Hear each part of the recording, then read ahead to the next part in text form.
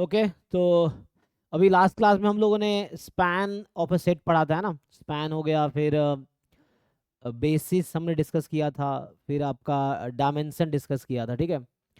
तो जैसे अभी मैं एक है ना लास्ट क्लास में एक थ्योरम लिखा था, रैंक नलिटी थ्योरम।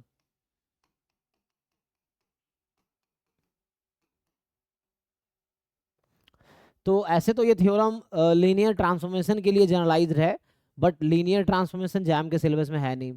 तो इसको हम लोग मैट्रिक्स के टर्म में लिखा था लास्ट क्लास में, कि मान लो ए कोई मैट्रिक्स है, ए आई जे, ये आपका m क्रॉस n की मैट्रिक्स है, ठीक है।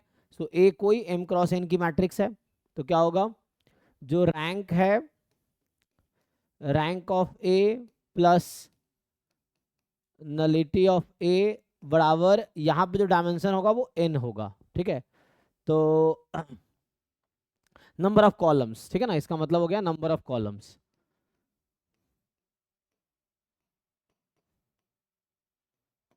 Number of columns.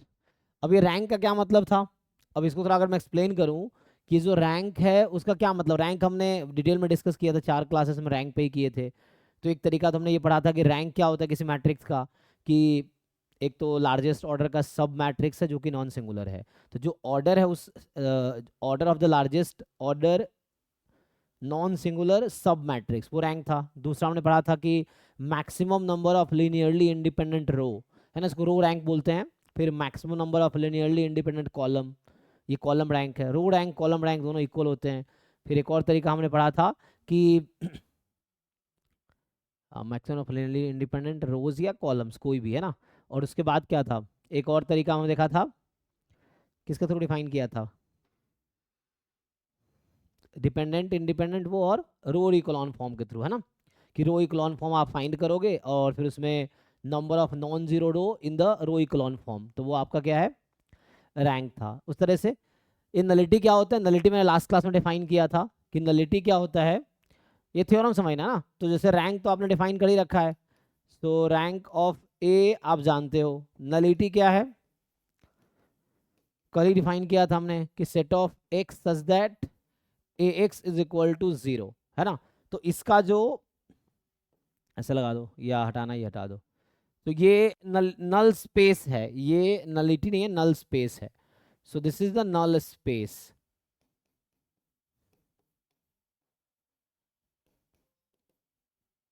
तो ये नल स्पेस जो होगा, तो नल स्पेस होता है एक सब स्पेस है, ये जो नल स्पेस है ये एक क्या है, सब स्पेस है। और किसी भी वेक्टर स्पेस या किसी भी सब स्पेस का क्या होगा, एक बेसिस होगा। और कल हमने पढ़ा था number of linearly independent vectors, या simply number of vectors in the basis. Basis में जितने वेक्टर है वो डायमेंशन है। तो इसका जो नल स्पेस का जो डायमेंशन होता है ना, डायमेंशन ऑफ, जो है ना, रैंक पहले ही पढ़ चुके हैं, मैं नलिटी बता रहा हूँ नलिटी क्या होता है। तो dimension of null space, dimension of null space of A is nullity, ठीक है ना। तो इसका मतलब है nullity of A. So nullity का क्या मतलब है, कि जो हमारा नल स्पेस है उसका जो डायमेंशन होगा, तो शॉर्ट में लिखूं अगर मैं, तो dimension of null space of A, तो ये इसको बोलेंगे नलिटी हम लोग, है ना। So rank plus nullity, nullity of A, यही है। जो नल स्पेस है उसका जो डायमेंशन है वो नलिटी है। किसी को डाउट है इसमें?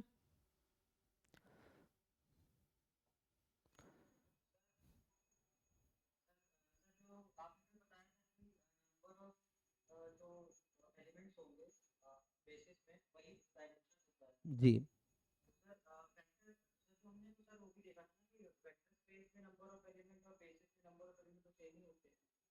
नहीं नहीं, वेक्टर में तो, वेक्टर स्पेस में तो इनफाइनाइट एलिमेंट हो सकते हैं। सेम कैसे होते हैं, जैसे कोई भी एक एग्जांपल बताओ तुम वेक्टर स्पेस का, जो तुम्हें याद हो, कोई भी एक वेक्टर स्पेस का एलिमेंट बताओ। चलो आर स्क्वायर, तो आर स्क्वायर में कितने एलिमेंट है, तुम्हें आर स्क्वायर समझ आता है, आर स्क्वायर क्या है? आर स्क्वायर का मतलब है कि एक्स वाई प्लेन में जितने भी पॉइंट है, कितने पॉइंट इस एक्स वाई प्लेन में, अगर ये पॉइंट लोकेट करोगे, इसमें कितने पॉइंट है एक्स वाई प्लेन में? और इसके बेसिस में कितने एलिमेंट होते हैं? तो क्या दोनों सेम कैसे है?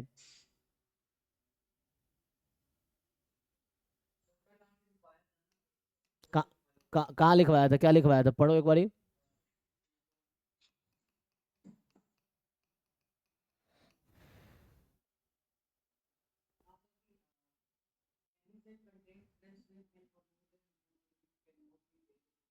इसका क्या मतलब है?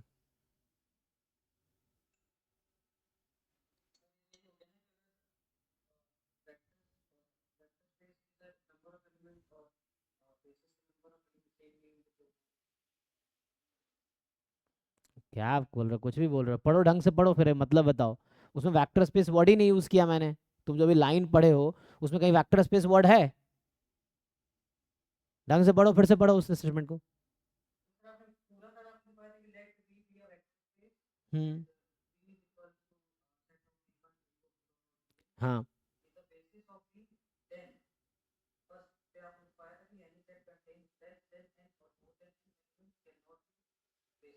कैन नॉट बी बेसिस, हाँ। यस।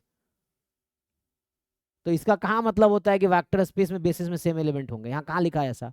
कैसे मतलब निकलता है कि जितने एलिमेंट वेक्टर स्पेस में उतने एलिमेंट बेसिस में होंगे? इसे कैसे मीनिंग निकल रहा है ऐसा?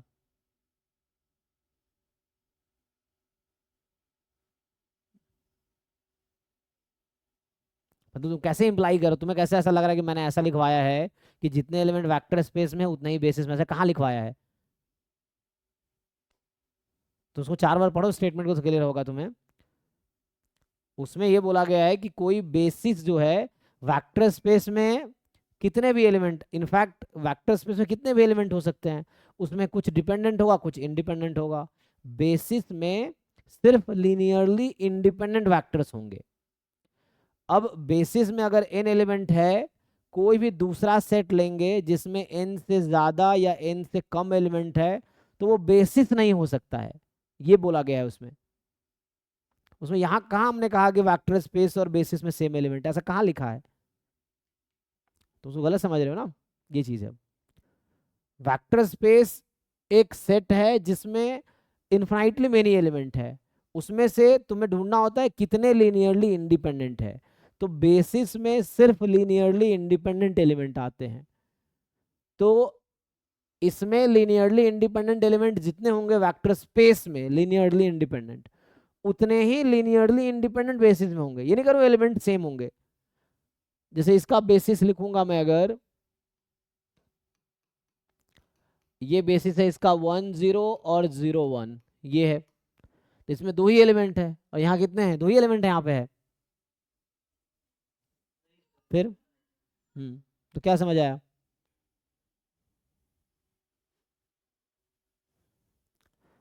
अगर दो एलिमेंट, अब तुम एक एलिमेंट वाला कोई सेट लिखोगे या टू से ज्यादा या टू से कम एलिमेंट वाला कोई भी सेट लिखोगे, तो वो बेसिस नहीं हो सकती है, वहां ये बताया गया था।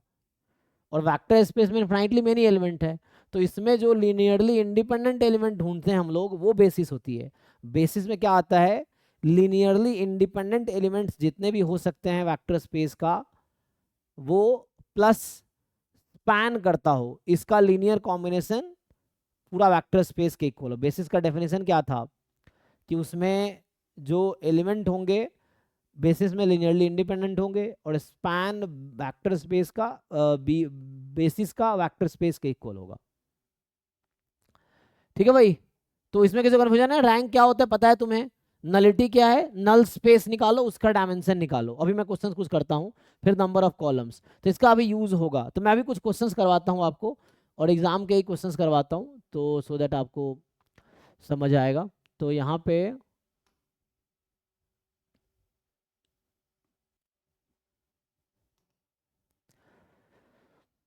तो आज मैं कुछ नया थ्योरी नहीं कराऊंगा, अभी कुछ क्वेश्चंस करते हैं प्लस कुछ थ्योरी देखते हैं अभी। तो प्रॉब्लम करवा देता हूँ जो एग्जाम में आए हैं, ठीक है ना?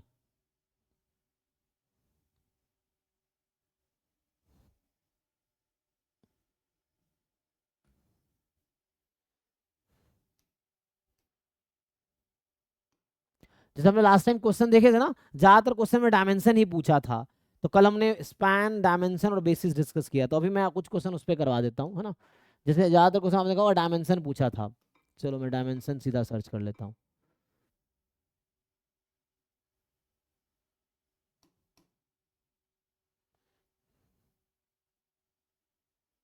जैसे ये क्वेश्चन है, आओ चलो यहीं पे बात करते हैं। देखिए, तो जैसे ये क्वेश्चन जैम का ही है, तो इसको हम लोग एक बार डिस्कस करते हैं। देखो जैम में ये सब क्वेश्चन आते हैं और ये मुश्किल नहीं है, ठीक है ना, आपको समझना है बस क्या है।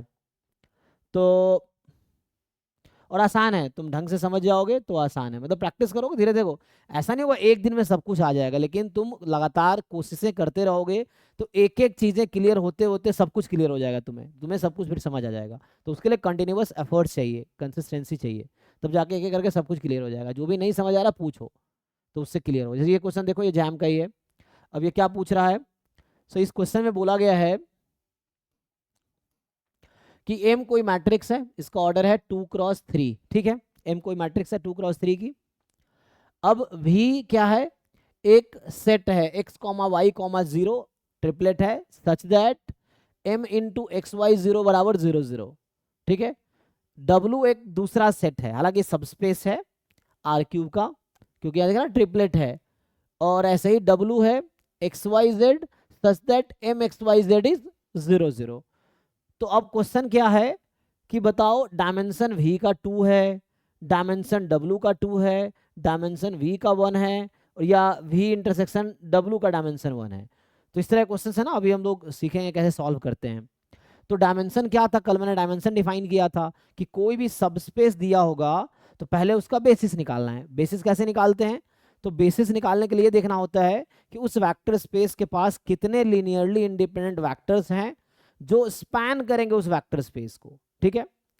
तो तुम लोग ट्राई करना चाहोगे, जिनको आता है एक बार ट्राई करके आंसर बताओ, फिर मैं सॉल्व करता हूँ, सो दैट सीखने को मिलेगा आपको एक बार। जिनको, क्योंकि अभी बहुत क्वेश्चन मैंने कल कराए नहीं, तो बहुत लोगों को दिक्कत होगा, तो वो मैं सॉल्व करूंगा तो क्लियर हो जाएगा। लेकिन जिन लोगों को ऑलरेडी आइडिया है, आप ट्राई करके आंसर बताओ, या बाकी लोग भी ट्राई करो, जिनको नहीं भी आता कोशिश करो, क्या कर सकते हो एटलीस्ट तुम इसका बेसिस लिख के दिखाओ, इसका बेसिस लिख के दिखाओ।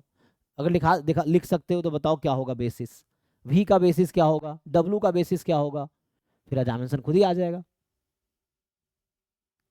और डायमेंशन वैसे होता है नंबर ऑफ फ्री वेरिएबल, तुम ये भी देख सकते हो कि कितने फ्री वेरिएबल है।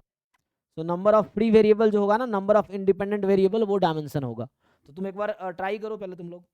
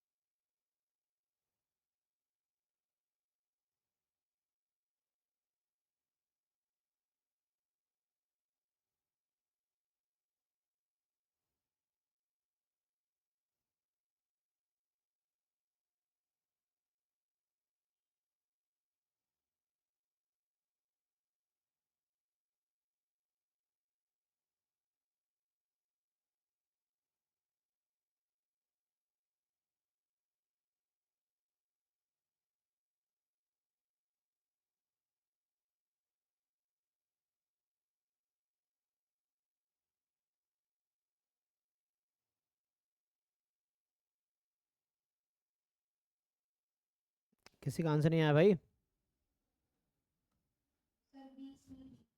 अच्छा, बी सी डी, ओके। चलिए मैं सॉल्व करता हूँ। देखिए, तो सबसे पहले जब आप वी वेक्टर स्पेस लिखेंगे तो इसमें आएगा set of x Y zero such that, देखो अब एम को इससे मल्टीप्लाई कर देते हैं, एम मैट्रिक्स तो ये है, इसको आप इससे मल्टीप्लाई कीजिए, तो 1 - 1 1 एक्स वाई, तो ये आ जाएगा x - y बराबर 0, कॉमा जब सेकेंड रो को इससे मल्टीप्लाई करेंगे तो x - y बराबर 0, ये आपका v आ गया। और आप देखेंगे दोनों सेम ही है, तो दो बार लिखने का कोई मतलब ही नहीं है, तो एक बार भी आप इसको लिख सकते हैं जस्ट, क्योंकि सेम ही है ना। तो x, y, 0 सच दैट, और इसको मैं सिंप्लीफाई कर दूं तो क्या आ जाएगा, x = y। इसको और ठीक से आप लिखेंगे तो y की जगह x लिख दीजिए, x 0, जहाँ पे x कोई भी रियल नंबर हो सकता है। क्या किया मैंने, x = y था ना, तो y को हटा के x रख दिया। अब मैं आप लोगों से पूछना चाहता हूं कि इसमें कितना फ्री वेरिएबल आपको दिख रहा है, इंडिपेंडेंट वेरिएबल कितने हैं यहाँ पे? एक ही है ना, एक्स चाहिए बस आपको, x you can choose anything. तो इसी को मैं ऐसे लिख सकता हूँ, आप समझिए, जो स्पैन कल लिखा था ना, दिस इज स्पैन ऑफ 1 1 0। आप सोच रहे होंगे कैसे? तो स्पैन का डेफिनेशन किसी को याद हो तो बताओ। जैसे मैं अगर x कॉमन ले लूँ तो 1 1 0 हो जाएगा, जहां x इज रियल नंबर। तो इस वाले सेट को ऐसे लिख सकता हूँ, इसी को ऐसे। स्पैन का डेफिनेशन क्या था, कोई बताओ जिनको याद है? जैसे स्पैन ऑफ वेक्टर भी या स्पैन ऑफ अ सेट क्या मतलब होता है? Anyone tell me definition, span का डेफिनेशन क्या है? Span of a set is what?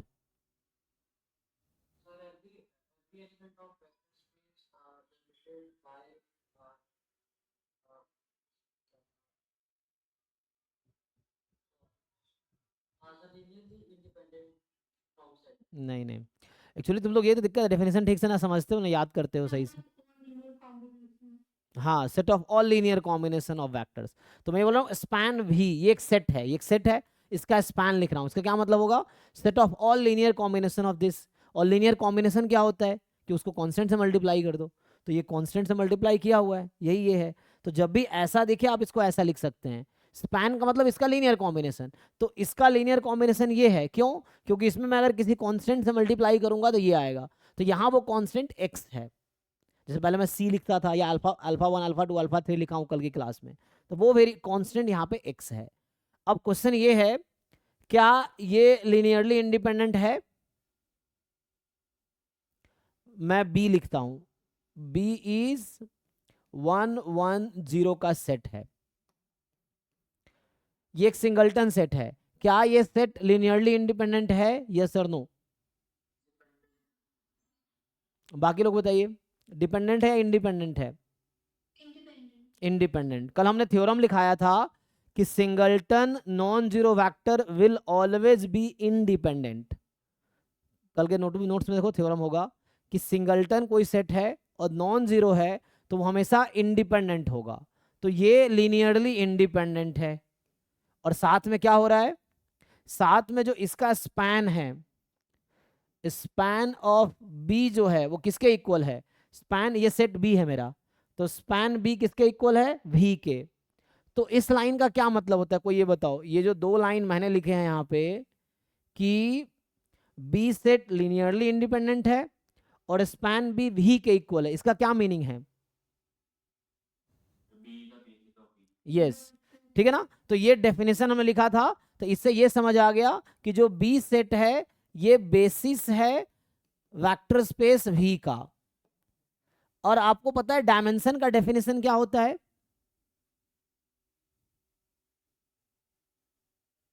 What is definition of dimension of a vector space? Yes. तो यहाँ पे बेसिस में कितने एलिमेंट है? एक। तो ये एक बेसिस है, इसमें एक एलिमेंट है, तो v का डायमेंशन क्या होगा यहां से? Dimension of v is equal to number of element in the basis and it is 1। तो हालांकि डायमेंशन के लिए इतनी स्टोरी नहीं लिखना था, डायमेंशन यहीं से दिख रहा है मुझे। डायमेंशन होता है number of free variable in a vector space, कि इसके एलिमेंट्स जनरेट करने के लिए कितने फ्री वेरिएबल, जस्ट एक x है। तो वो डायमेंशन यहीं से 1 बता दोगे आप। ये बताने का मेरा पर्पस था कि आप बेसिस कैसे निकालोगे। तो इसमें मैंने 2 चीज़ आपको सिखाई कि how to find basis and dimension. तो यहीं से दिख जाएगा कि जितने फ्री वेरिएबल है, जितने इंडिपेंडेंट वेरिएबल है, वो डायमेंशन है। तो यहाँ से समझ आया कि v का डायमेंशन तो 1 है। तो डायमेंशन ऑफ v2 कह रहा है, ये गलत कह रहा है। डायमेंशन ऑफ v1 ये सही कह रहा है। ओके, चलिए अब आते हैं w पे। सेम काम आप w के लिए कीजिए जो मैंने v के लिए किया है। जिन लोगों को अभी तक नहीं समझ आया था, जो चीज़ मैंने v के लिए किया है, आप लोग वही चीज़ do the same thing for w। तो वहां से आपको क्या निकल जाएगा? w का बेसिस निकल आएगा, w का डायमेंशन निकल आएगा। निकाल पाओगे? ट्राई करके देखो। Do same thing for w। तो मैं यहाँ w यहाँ पे लिखता हूँ। देखो w जो है ये है x y z such that, अब m इंटू एक्स, जी जी जी, तो यहां से आपके पास ये x y z such that M x is 0। तो चलो m को x इससे इस वेक्टर से मल्टीप्लाई करो। जो भी कॉलम वेक्टर उसको हम लोग वेक्टर बोलेंगे, जो भी एलिमेंट ट्रिपलेट है वो भी वेक्टर है, एलिमेंट वेक्टर है। वेक्टर स्पेस या वेक्टर सब स्पेस का हर एलिमेंट को हम लोग वेक्टर बोलते हैं, ठीक है। तो यहाँ से आप m को मल्टीप्लाई कीजिए इस m को एक्स वाई जेड के साथ। m तो ये था, तो जब आप मल्टीप्लाई करेंगे इस m को एक्स वाई जेड के साथ, बनेगी x minus y plus z is equal to 0। उसी m को आप मल्टीप्लाई करोगे इसके साथ तो आएगा x minus y minus z is equal to 0। अब ये दोनों अलग अलग इक्वेशन है, एक से यहाँ तो सेम था तो मैंने एक साथ ही लिख दिया था। अब इसमें क्या करोगे, समहाउ आपको फ्री वेरिएबल चाहिए। तो डायमेंशन तो यहीं से आंसर आ जाएगा, मैं बता रहा हूँ। 3 वेरिएबल यहाँ पे है और यहाँ पे 2 इक्वेशन है, तो 2 को कम कर देगा। चेक कर लेते हैं एक बारी। तो यहाँ से हो गया x y z such that, इसको सिंप्लीफाई करो। तो इन दोनों इक्वेशन को सिंप्लीफाई करके क्या कंक्लूजन मिलेगा, ऐड करो दोनों इक्वेशन को, तो क्या होगा, जेड कट जाएगा, है ना। तो अगर इन दोनों इक्वेशन को आपने ऐड कर दिए, ये सॉल्व, अरे भैया तुम कहाँ से, पता नहीं 0 0 0 कैसे आ जाएगा। 2 इक्वेशन है, 3 वेरिएबल है, तो यूनिक सॉल्यूशन कैसे आ जाएगा।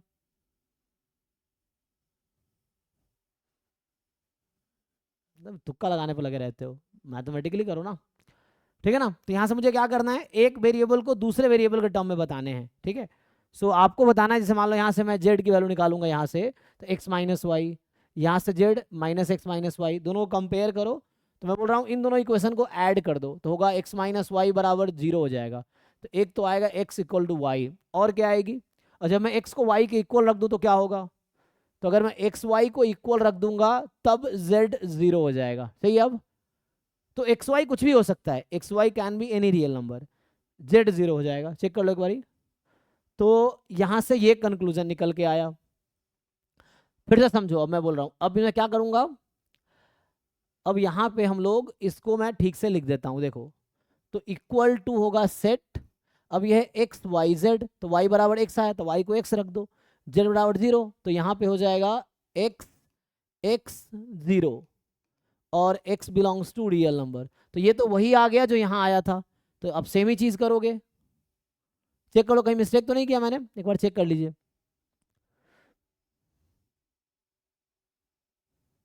ओके है, दोनों इक्वेशन को ऐड कर दिया, तो यहाँ से 2x माइनस 2y बराबर 0, तो x बराबर y हो गया, और x को y को इक्वल कर दिया तो यहाँ कट गया, z बराबर 0 हो गया। डन है, तो ये सेम ही आ गया।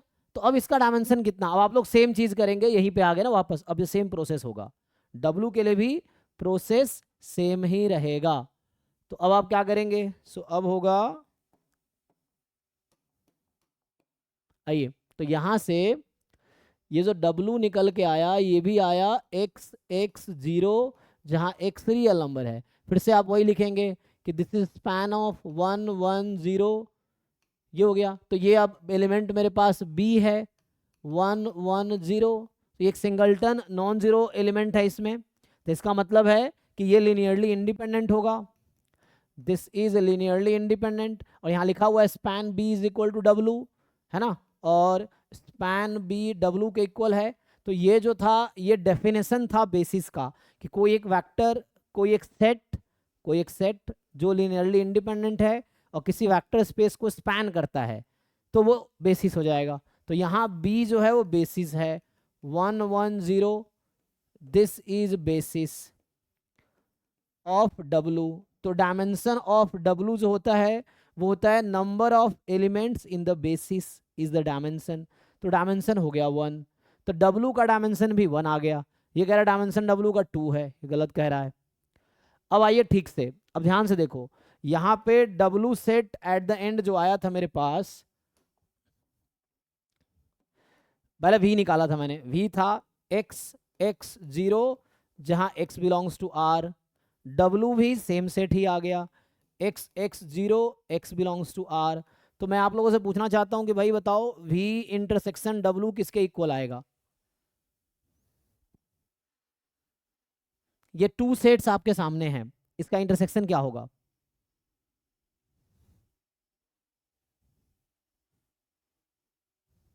कोई भी ट्राई कीजिए।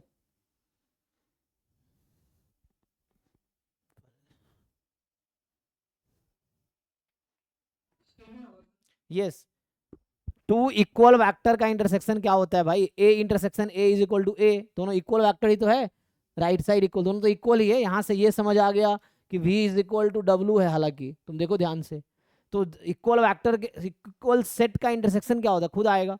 तो तुम चाहो तो v लिख लो, तुम चाहो तो w लिख लो। और क्या ये जीरो वेक्टर है? नहीं। जैसे ये कह रहा है कि इंटरसेक्शन 0 के इक्वल होगा। दो सेट इक्वल कब होते हैं? जब ये इसका सबसेट हो, ये इसका सबसेट हो। लेकिन इसमें तो बहुत ज्यादा एलिमेंट है, 1 1 0 भी है, 2 2 0 भी है, 3 3 0 भी है।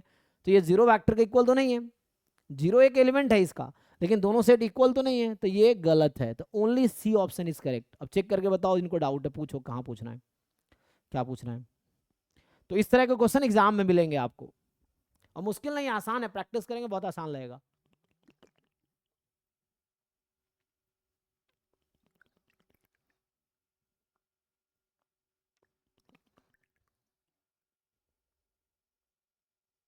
एक बार ढंग से सॉल्यूशन पढ़ लो, क्वेश्चन पढ़ लो और सॉल्यूशन पढ़ लो, अब बताओ कहाँ डाउट है। हम्म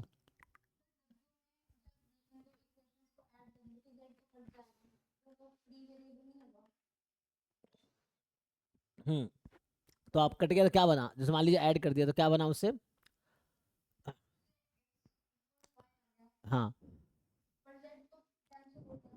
हम्म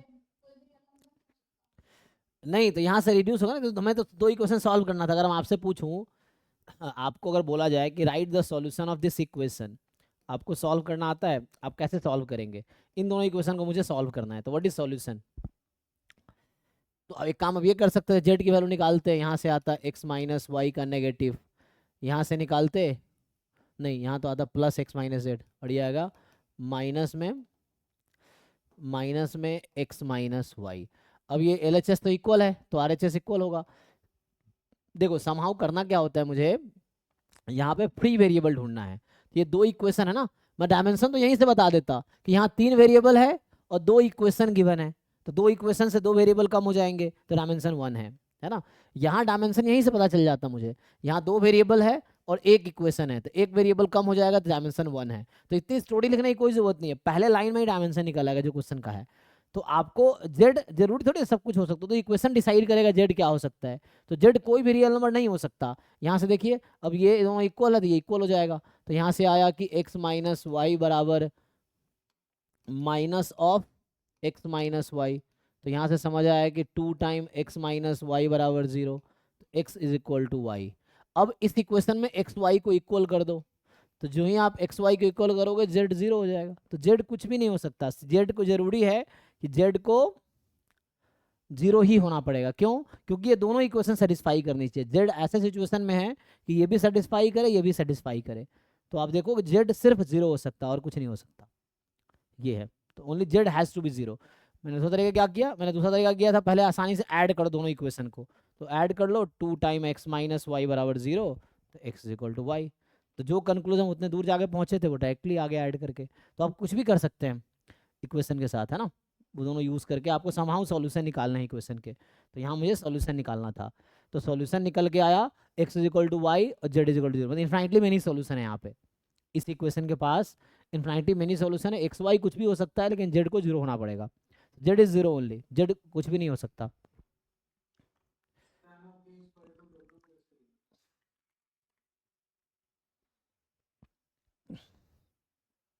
स्पैन का आप डेफिनेशन बताइए।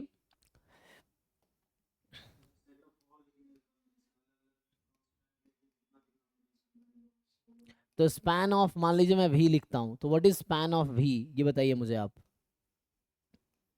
ये एक सेट है। Span of V equal to what?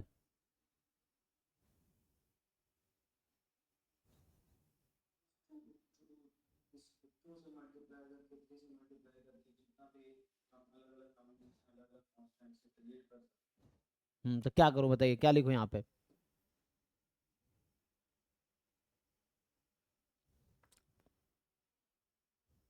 मतलब थोड़े मैथमेटिक्स वाला दिमाग यूज करो ना आप। मुझे लगता है आप कहीं, लग रहा है हिस्ट्री बैकग्राउंड से आए हो, किसी उस बैकग्राउंड से, कि आप ऐसे ही सोचते रहते हो नॉर्मली। आप मैथमेटिकली बताओ ना, इक्वल टू व्हाट। अब ये थोड़ी कि इसको मैं 1000 तरीके से लिखूंगा, इतना टाइम थोड़ी है कि 1000 तरीके से लिखेंगे। हम एक ही तरीके से लिखेंगे जो सबको रिप्रेजेंट कर देगा। तो आप मैथमेटिकल वे में बताओ ना, व्हाट शुड आई राइट?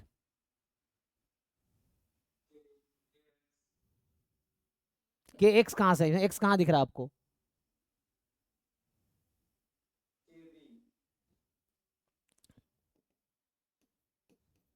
के भी, के belongs to are.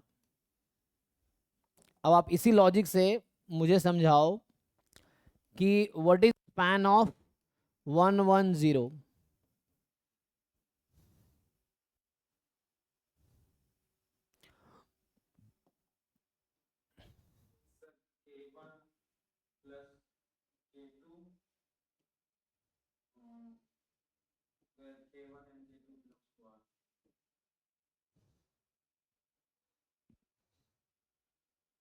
K1 K2 कैसे आ गया? मतलब ये तो होता है, इसको बोलते डबल स्टैंडर्ड। यहाँ आप के से मल्टीप्लाई कर रहे हैं, यहाँ आपने K1 K2 क्यों नहीं किया? यहाँ पे वो K1 K2 करना चाहिए था। अगर भी मेरा ये है, दिस भी इज दिस, तो उसके पैरेलल लिखेंगे। तो सी इंटू 110 क्या होगा?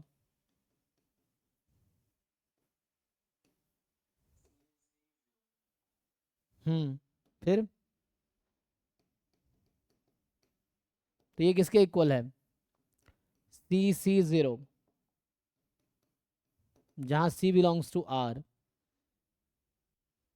तो इसको मैं स्पैन ये लिख सकता हूँ, इस वाली चीज को। तो यहाँ क्या डाउट है आपको, अब देख के बताओ।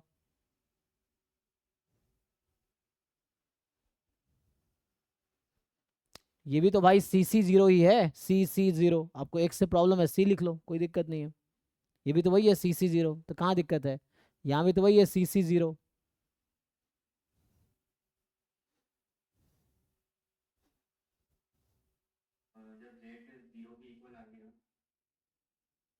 जी।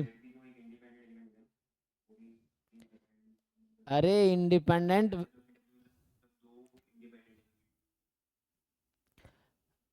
अरे भाई जेड बराबर 0 का मतलब जेड की वैल्यू फिक्स हो गई। इंडिपेंडेंट का मतलब ये होता है कि हम उसकी वैल्यू कुछ भी चूज कर सकते हैं। क्या जेड की वैल्यू तुम 1 चूज कर सकते हो? हाँ या ना? फिर इंडिपेंडेंट कैसे हुआ?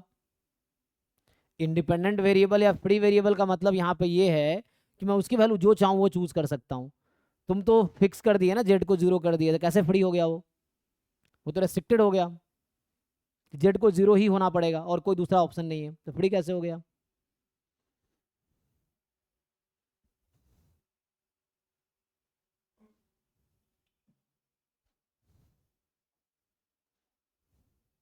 जी।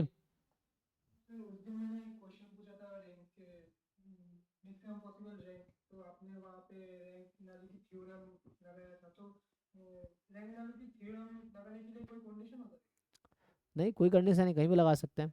तो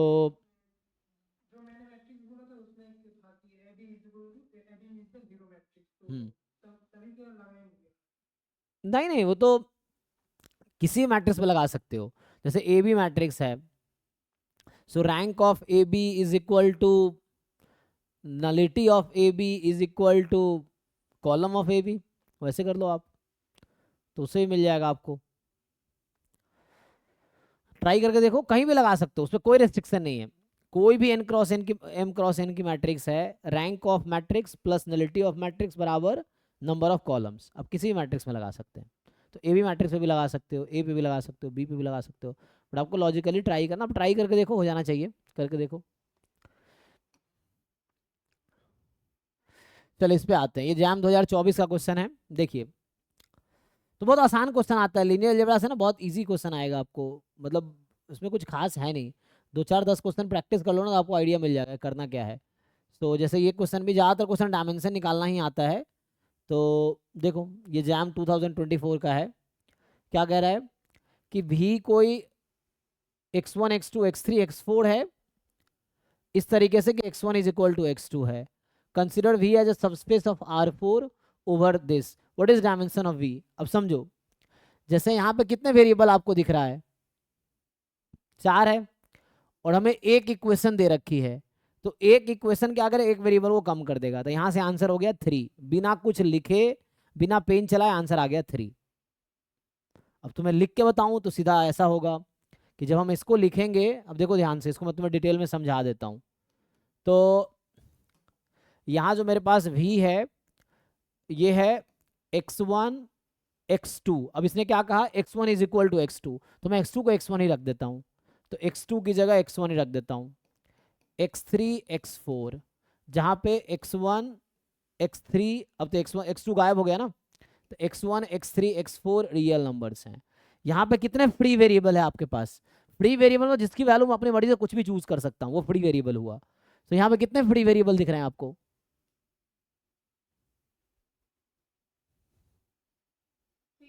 है ना, सिंपल है ना, कि x1 x3 x4, तो इसका डायमेंशन 3 हो गया। एक तो आप यहाँ से डिसाइड कर सकते हैं, तो डायमेंशन ऑफ v जो हो गया वो 3 हो गया।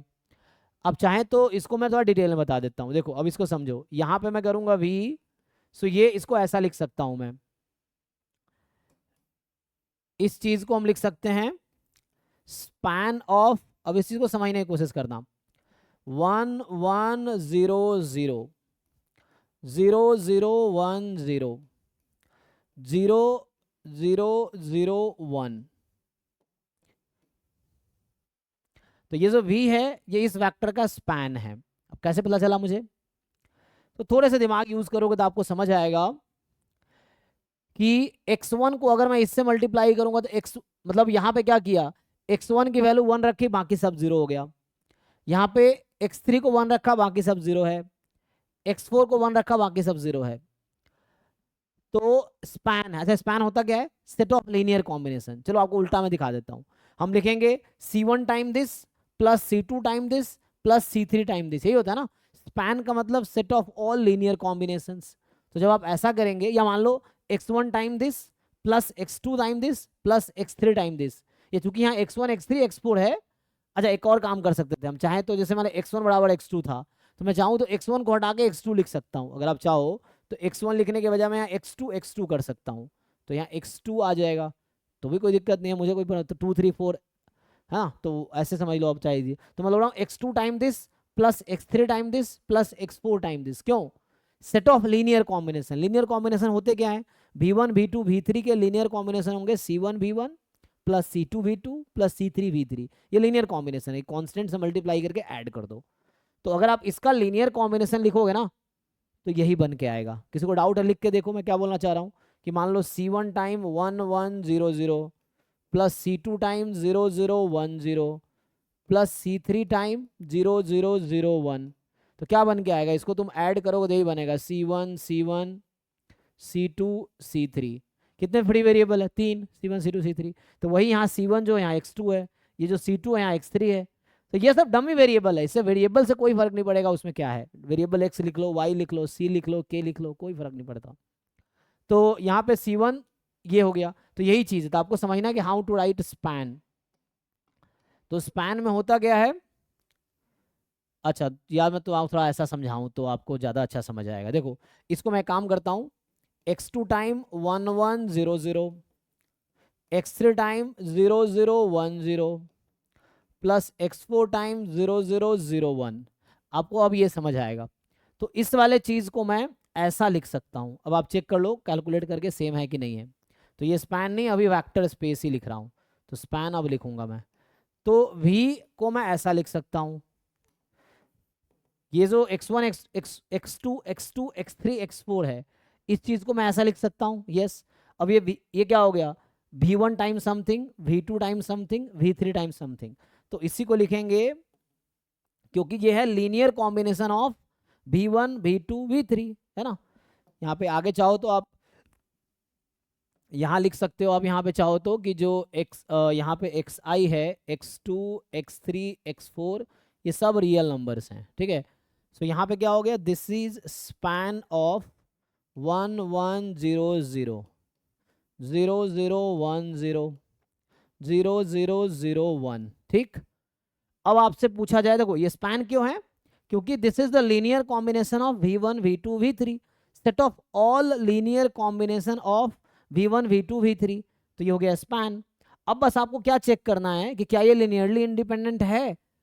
अब देखो, तो मैं b वेक्टर लेता हूं, तो यहां से मैंने क्या लिखा, ये जो है मेरे पास कि v is equal to span b, ठीक, ये b नाम दिया इसका। तो b क्या है मेरे पास, b मेरे पास ये वाला सेट है, 1 1 0 0 0 0 1 0 देन 0 0 0 1।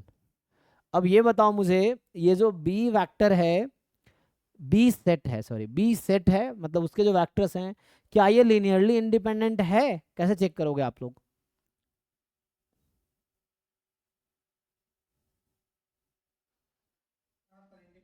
है ना, क्योंकि डिपेंडेंट होंगे तो किसी एक को दूसरे के लीनियर कॉम्बिनेशन में लिख सकते हो। या चाहो तो सॉल्व करके देख लो, c1 v1 plus c2 v2 plus c3 v3 को जीरो के इक्वल करो, सॉल्व करो, तो c1 is equal to zero, c2 is equal to zero, c3 is equal to zero आएगी। तो मतलब ये लीनियरली इंडिपेंडेंट है। तो this set is linearly independent. तो ये जो बी सेट है इंडिपेंडेंट भी है, और बी सेट का स्पैन भी है। इसका मतलब ये जो बी सेट है, बी बेसिस हो गया, this is basis of V. और अगर आपको डायमेंशन ऑफ वी निकालना होता है, तो होता है number of element in the basis. N B मतलब नंबर ऑफ एलिमेंट, जो कार्डिनलिटी बोलते हैं ना, तो cardinality of B, number of element in the basis. तो एक एलिमेंट, दूसरा एलिमेंट, तीसरा एलिमेंट, तीन एलिमेंट है, तो डायमेंशन 3 आ गया। तो इतना स्टोरी करने की जरूरत नहीं, डायमेंशन तो पहले लाइन में दिख जाता है कि यहाँ 4 वेरिएबल है और एक इक्वेशन है। तो एक इक्वेशन एक वेरिएबल को रिड्यूस कर देगा, मतलब फ्री नहीं है ना, यहाँ पे x1 x2 एक दूसरे पे डिपेंड कर रहा है, फ्री नहीं है। तो जो x1 होगा x2 को वही होना पड़ेगा, तो x2 is not free actually, समझ लो, या x1 इज नॉट फ्री। तो उसको एक को रिड्यूस कर दिया तो हो गया। किसी को डाउट है इसमें, पूछो। एग्जाम 2024 का क्वेश्चन है, इसमें कुछ खास है नहीं, 2024।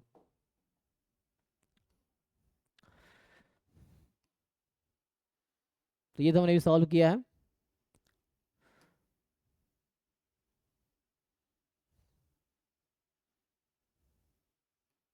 ये बताओ, तो इसको अभी थोड़ा तुम्हें टाइम दो, इसको समझना, आराम से ट्राई करना, क्योंकि अभी थोड़ा वैसे क्वेश्चन कराता हूँ जहाँ तुम्हारा कॉन्सेप्ट क्लियर हो।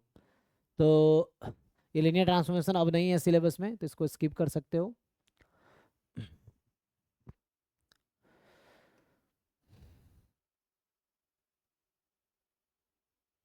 ये भी ट्राई कर, गेट 2024 का है, क्या बोलना चाह रहा है ये कि दिस बी द स्पैन, तो dimension this, then linear dependent होगा।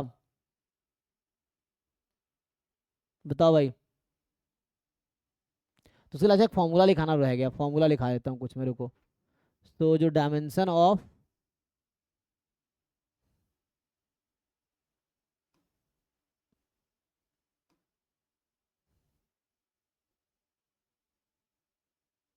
चलो इसकी बात करते हैं, आओ। तो ये एक क्वेश्चन है, आप इसको जरा ट्राई करो।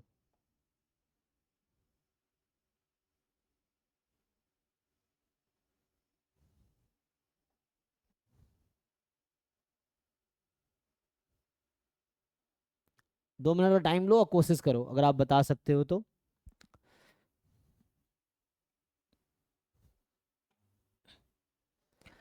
कोशिश करते रहो, धीरे धीरे सब कुछ आ जाएगा, एक दिन में नहीं आएगा, बस आपको सीखते रहना है, सीखते रहना है, सब आ जाएगा। तो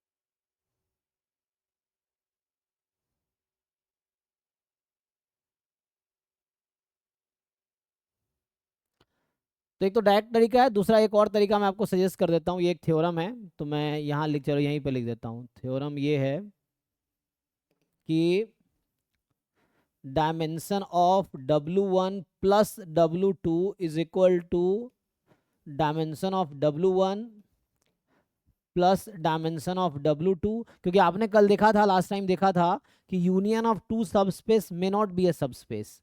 तो ये फॉर्मूला, बट सम होगा हमेशा सबस्पेस होगा।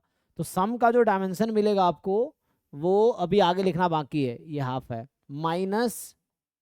Minus dimension of W1 intersection W2। तो ये फॉर्मूला भी आप यूज कर सकते हो अगर आप चाहो, तो you can use this formula. ठीक है ना।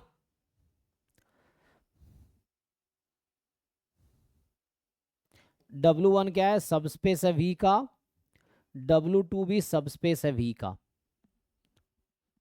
भी वेक्टर स्पेस है। तो ये फॉर्मूला भी यूज कर सकते हो। उसके लिए आपको डायमेंशन ऑफ W1 अलग से निकालना पड़ेगा, डायमेंशन ऑफ W2 अलग से निकालना पड़ेगा, इंटरसेक्शन का डायमेंशन अलग से निकालना पड़ेगा। ये तरीका है।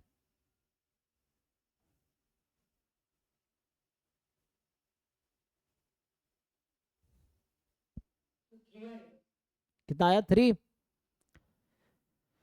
ओके चलो मैं सॉल्व करता हूं। देखो तो यहाँ पे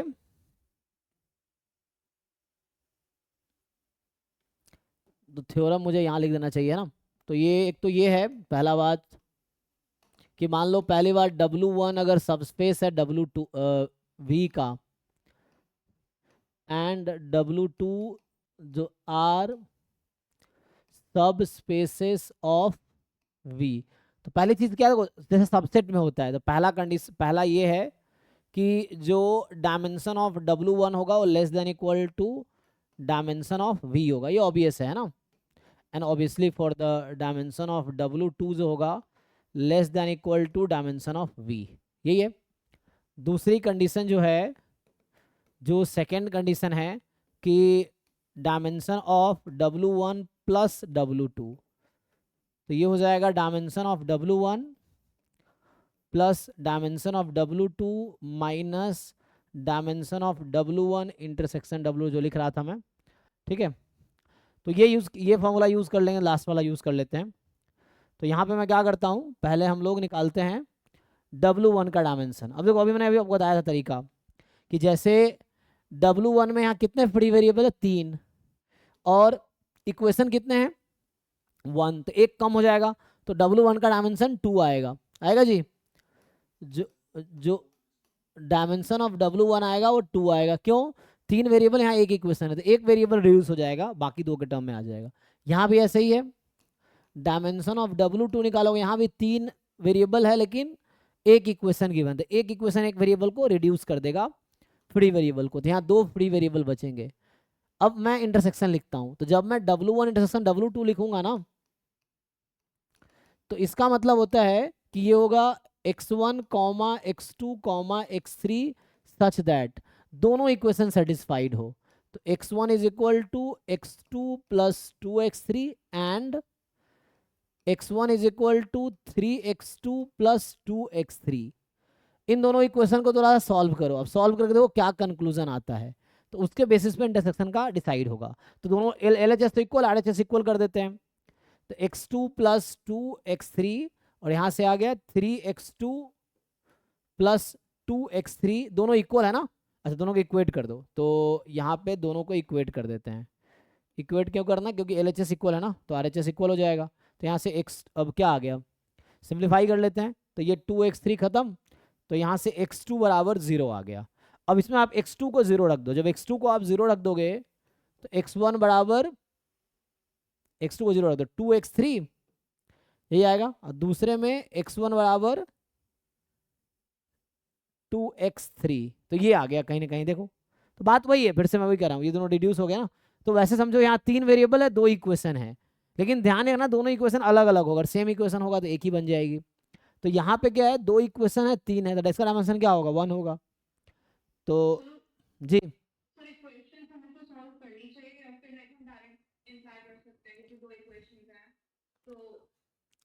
हाँ डायरेक्ट बता सकते हैं आप। जैसे दो डिफरेंट इक्वेशंस है ना, अगर टू डिफरेंट इक्वेशंस हैं so then obviously three unknowns है यहाँ पे, टू डिफरेंट इक्वेशंस हैं, तो टू वेरिएबल्स को रिड्यूस कर देगा तो फ्री वेरिएबल वन होगा, डायरेक्ट बोल सकते हैं आप। वो तो जैसे मैं आपको लिखने की कोशिश कर रहा हूँ यहाँ पे क्या आएगा। So otherwise directly you can say, so यहाँ से आपको मिलेगा x1 एक तो आ गया कि x1 is equal to 2x3 and x2 is equal to 0। तो फिर से अगेन टू इक्वेशंस हैं आपके पास, अगर आप रिड्यूस करना चाहो यू कैन रिड्यूस इट। तो सिंपली यहाँ से मैं ये बोल देता हूँ कि dimension of W1 intersection W2 is actually three unknowns है बट टू इक्वेशंस हैं, तो वन फ्री वेरिएबल होगा। आप चेक भी कर सकते हो, मैं x2 को हटा के यहाँ 0 रख सकता हूँ, x1 को मैं रिप्लेस कर सकता हूँ 2x3 से, तो ये हो जाएगा 2x3 0 x3, तो जस्ट एक फ्री वेरिएबल बचेगा यहाँ पे, ठीक है ना। तो वो डायमेंशन है, अब इसमें पुट कर लीजिए। तो ये तो जस्ट मैं समझने के लिए कर रहा था, अदरवाइज डायरेक्टली यू कैन से। तो यहाँ से क्या आ गया, dimension of W1 plus W2, so 2 + 2 - 1, 4 - 1 is the 3, 3 is answer. किसी को डाउट है पूछिए।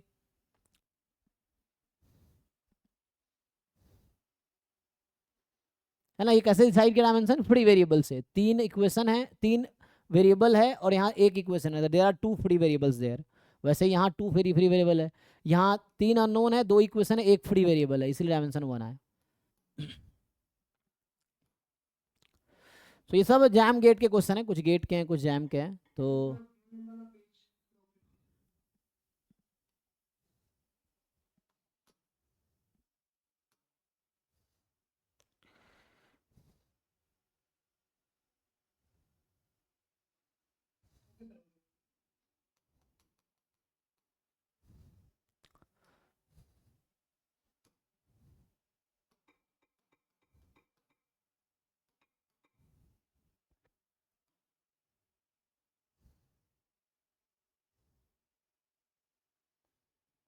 ये गेट में इनर प्रोडक्ट जैम में नहीं आता, गेट में आता है, तो इसको छोड़ो अभी।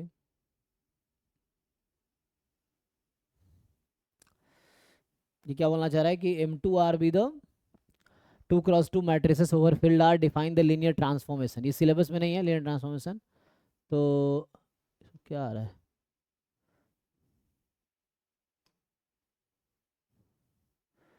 ये बोल रहा है V with the vector space, ये भी अभी ये हमने सॉल्व किया जस्ट। तो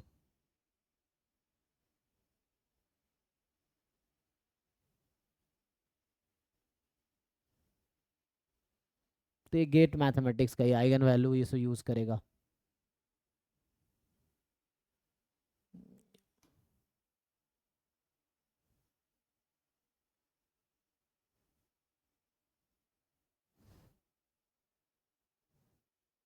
कहाँ पहुंच गए हम लोग।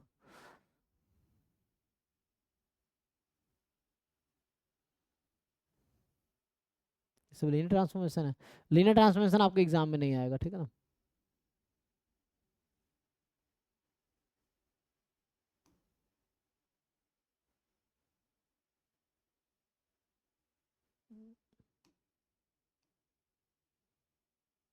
वापस आ गए यहीं पे, तो ये वेक्टर स्पेस से ले लेना ना।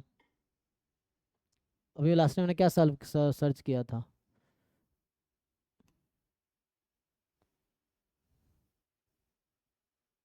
वैसे तो ये भी आ जाएगा रैंडम वेक्टर।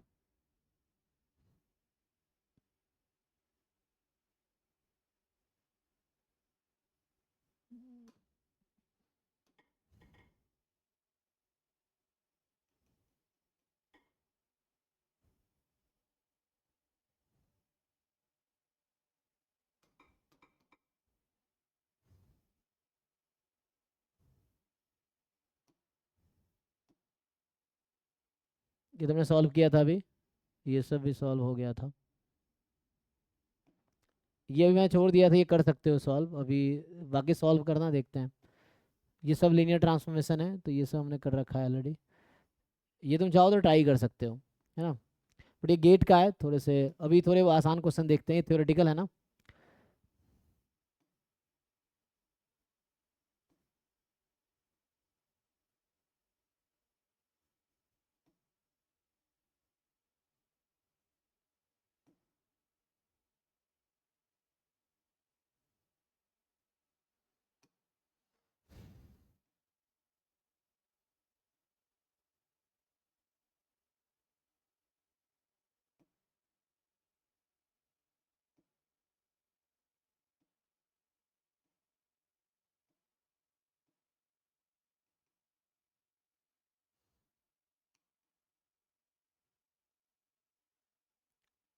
जैम में डायरेक्ट क्वेश्चन नहीं है क्या इस पे? रुको मैं जैम का पीवाई को ओपन करता हूँ। तो मतलब वेक्टर्स डायमेंशन है, क्वेश्चंस तो होंगे वहाँ पे ना। तो नहीं नहीं होगा। अच्छा गेट एम में ज़्यादा नहीं करना, उसको नहीं करना, आपको देखना है लीनियर अलजेब्रा के जो क्वेश्चंस हैं उसमें होगा, ऐसा नहीं होगा। तो जैसे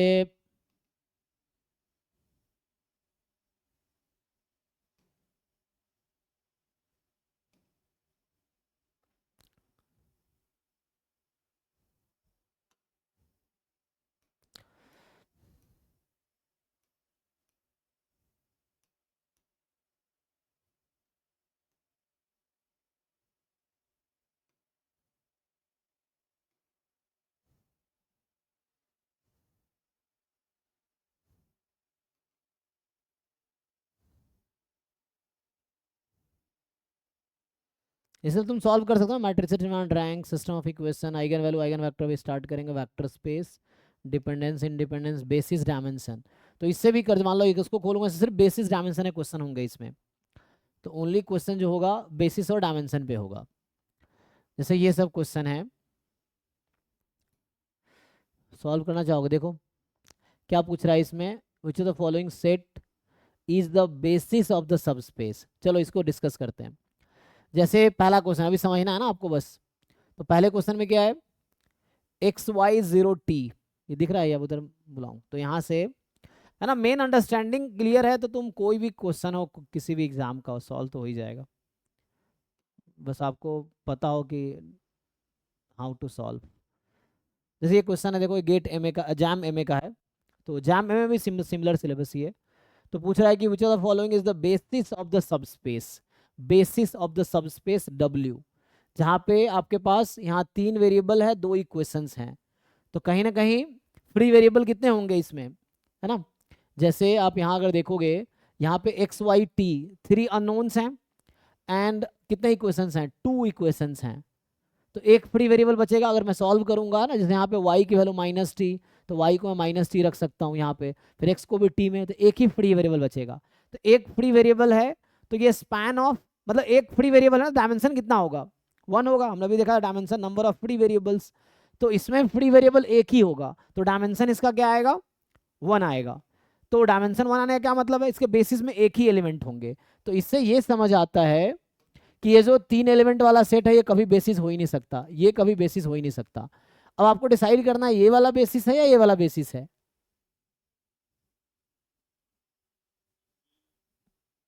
तो बेसिस के लिए आप क्या करते हैं, स्पैन, है ना। जैसे मैं अगर लिख के दिखाऊं आपको, ये जो डब्ल्यू है, जैसे मैंने कहा,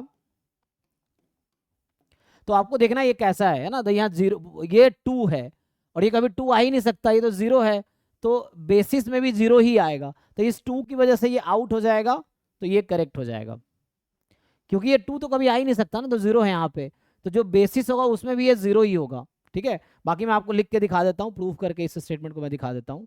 तो यहाँ पे जो W है मेरे पास, ये जो W है ये है, अब देखो इक्वेशन मैं यूज कर लेता हूँ, तो y बराबर माइनस टी, तो y को मैं माइनस टी रख देता हूँ, t को t ही रखता हूँ, और अभी मैं x को भी यहाँ से, जब y को आप माइनस टी रखेंगे तो minus 2t plus T minus T, x बराबर t, तो ये t आ गया, और यहाँ 0 है, t बिलोंग्स टू r।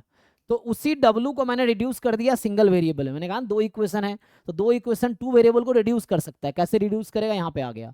तो इसने क्या किया, हमने यहाँ से y की वैल्यू माइनस टी रख दी, x की वैल्यू यहाँ से निकाल ली, y को माइनस टी रख के x बराबर t आ गया। अब this can be return as span of, क्योंकि t कॉमन ले सकते हैं ना, यहाँ से t कॉमन लेंगे तो क्या बचेगा, 1 माइनस 1 0 1, ये है स्पैन। और ये singleton non zero vector is always linearly independent, singleton non zero vector will always be linearly independent. तो ये वाला सेट लीनियरली इंडिपेंडेंट भी है, तो जो b यहाँ पे आया वो ये आया 1 1 1 माइनस 1 0 1, सो ये लीनियरली इंडिपेंडेंट भी है, और यहाँ पे स्पैन भी है, ये स्पैन b हो गया ना। तो ये जो W है, this is the span of set B, and B linearly independent भी है, मतलब B इज द बेसिस। तो इसका मतलब है कि B जो है ये बेसिस है W का, बी इज द बेसिस। तो यही आंसर है। ओके, तो इससे आपको समझ आएगा कैसे बेसिस निकालते हैं, कैसे डायमेंशन निकालते हैं। जैसे सेकेंड क्वेश्चन देखिए, सेकेंड क्वेश्चन क्या बोल रहा है। हाँ, तो इस तरह क्वेश्चन आपको समझना है कि डायमेंशन क्या होगा। So number of free variable ढूंढने हैं आपको, ये समझिए।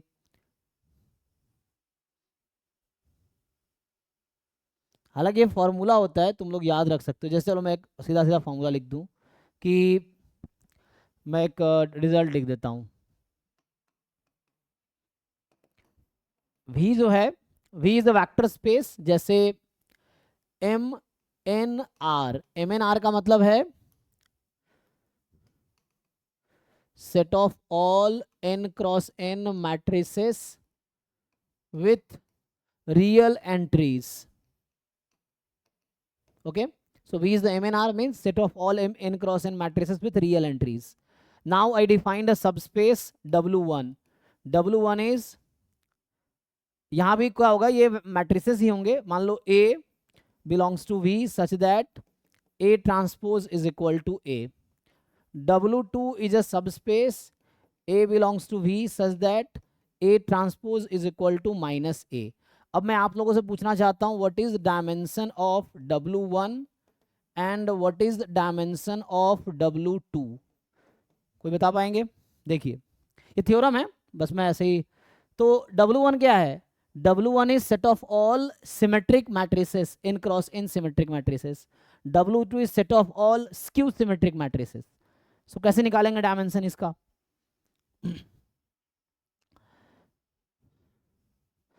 देखो आपको करना क्या होता है कि when you right a matrix, मान लो A मेरा कोई n क्रॉस n की मैट्रिक्स है ना।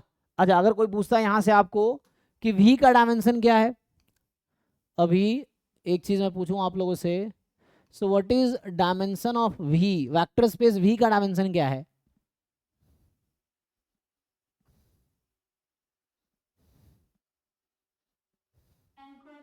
हाँ, n into n, yes, n square, right. तो क्योंकि नंबर है डायमेंशन, तो नंबर ऑफ फ्री वेरिएबल, तो ये n क्रॉस n की मैट्रिक्स है। So there are total how many elements in n cross n matrix? n square elements. तो इसका डायमेंशन n स्क्वायर हो गया विदाउट एनी इक्वेशन। यहाँ पे किसमें, कैसे पता आपको?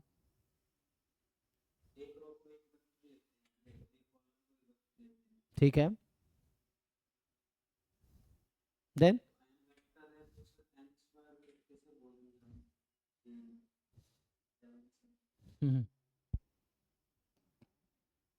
यहाँ पे कितने वेक्टर था इसमें? ये W में अगर यहाँ पे मैं x y z और t लिखा होता, मान लो ये वेरिएबल हटा देता, तो क्या होता डायमेंशन इसका? डायमेंशन का डेफिनेशन क्या है?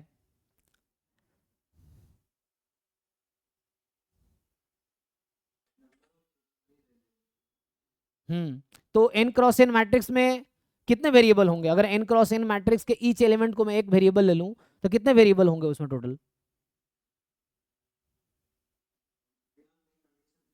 यस यस, इसलिए n स्क्वायर डायमेंशन है।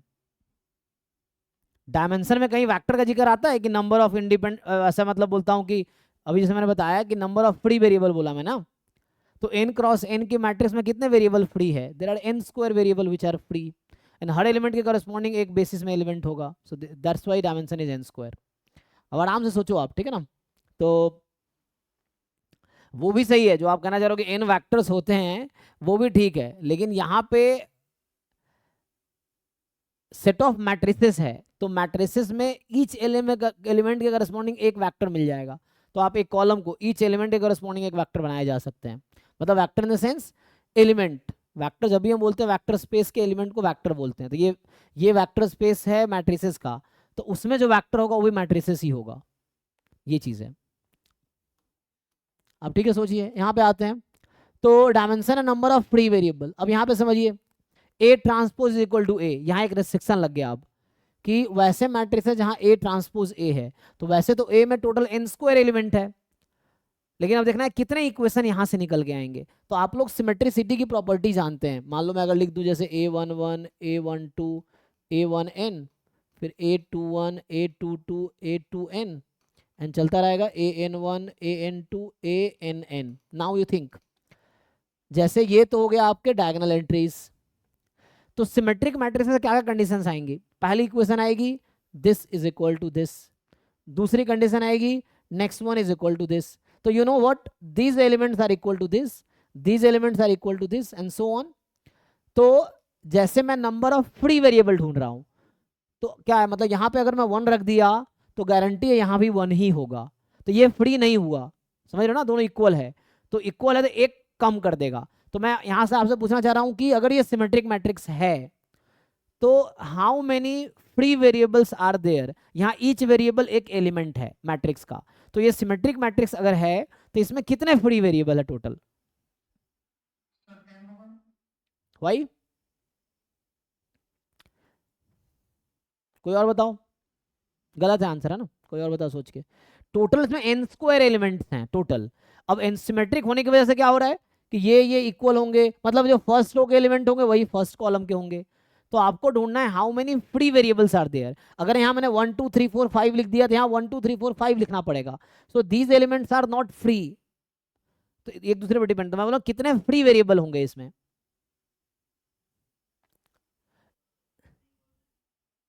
जोर से बोलिए, समझ नहीं आया।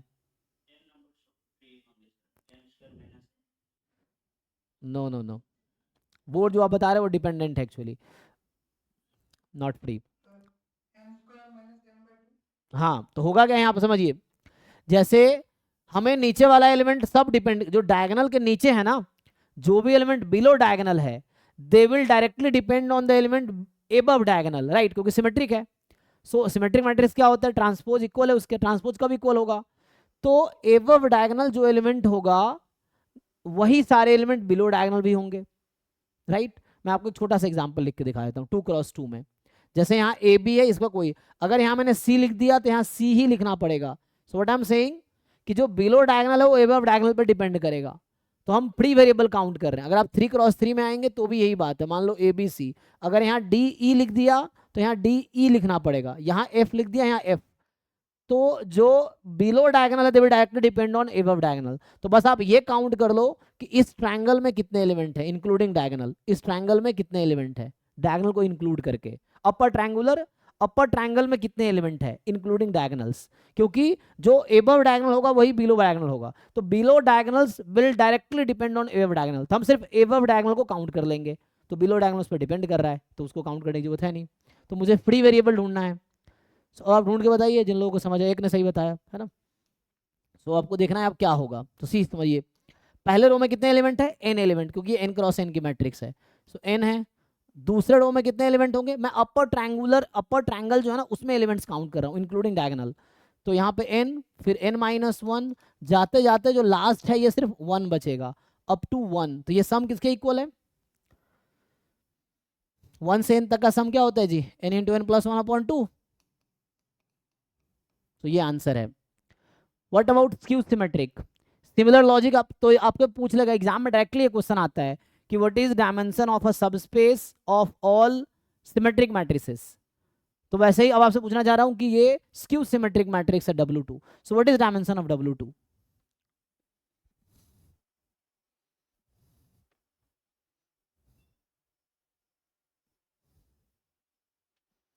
तो स्क्यू सिमेट्रिक में क्या कंडीशन होती है, if you remember, diagonals has to be 0। Skew symmetric condition है ना। अब जो यहाँ आएगा उसका जस्ट नेगेटिव यहाँ आएगा, जो यहाँ आएगा उसका जस्ट नेगेटिव यहाँ आएगा। तो again you just count upper triangular element excluding diagonal. Why, क्योंकि डायगोनल्स पे 0 हो गया तो they are not free, they are force to be 0। So they are specific 0 है, मतलब वो फ्री नहीं है, 0 फिक्स हो गई वैल्यू उसकी।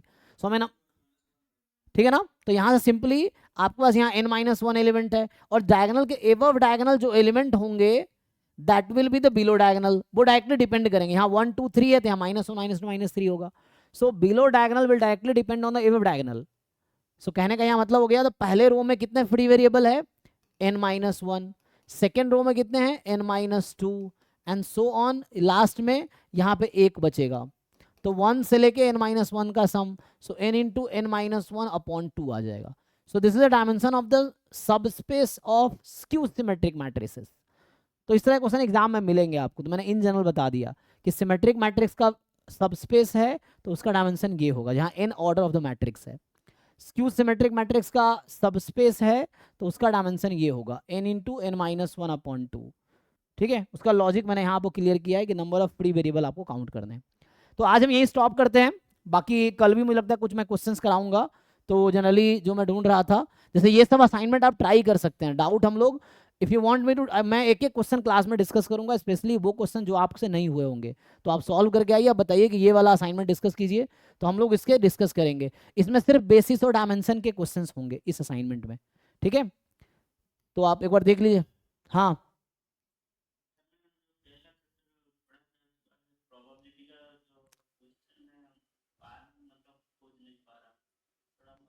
ड्राइव में तो ग्रुप में पोस्ट करो, कोई बच्चा फॉरवर्ड कर देगा, आप ग्रुप में लिखो कि प्रोबेबिलिटी का क्वेश्चन भेज देगा, है ना। या यहाँ पे है वो फोल्डर, यहाँ पे है ऑलरेडी, आप ढूंढ नहीं पा रहे हो, इसमें ढूंढो। इसमें ये जो असाइनमेंट है ना, यहाँ देखो मैथ्स टेस्ट DPP 2025, इसमें मिल जाएगा आपको, और इसमें मिल जाएगा आपको। ठीक है, ये 2 फोल्डर में आपको मिल जाएंगे। अदरवाइज ग्रुप में पोस्ट कीजिए, कोई बच्चा भेज देगा। चलिए अभी स्टॉप करते हैं, थैंक यू। तो कल में भी मैं कुछ क्वेश्चंस कराऊँ अगर आप लोग ट्राई करके आएंगे तो, नहीं फिर नया टॉपिक स्टार्ट करूँगा मैं, eigen value eigen vectors start कर सकता हूँ।